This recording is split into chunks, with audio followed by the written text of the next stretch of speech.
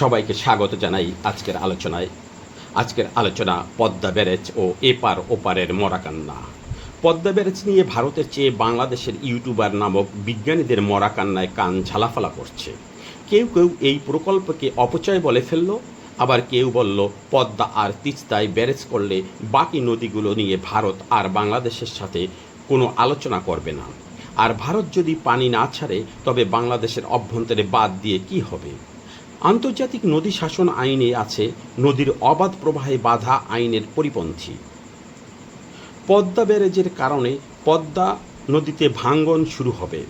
এই সকল ইউটিউবারদের প্রলাপ শুনে মাথায় একটা কথা ঘুরপাক খাচ্ছে।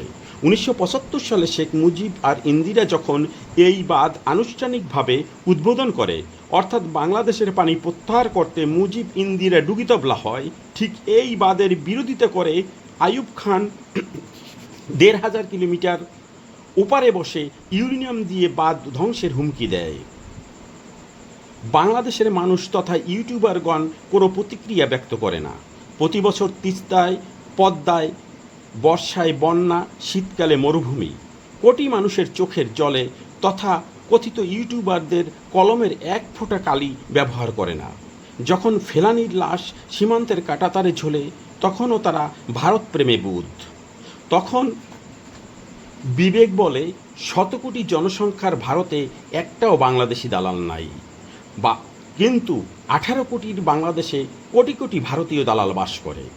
এই সকল ইউটিউবারদের বলছি, ভারত প্রতি বছর সকল গেট একবারে ছেড়ে বাংলাদেশ বন্যায় সৃষ্টি করে। বাংলাদেশ সেই পানি প্রয়োজন মতো ধরে রাখবে, বাকি পানি ছেড়ে দেবে। এখানে ভারতের দেওয়ার কিছু আছে?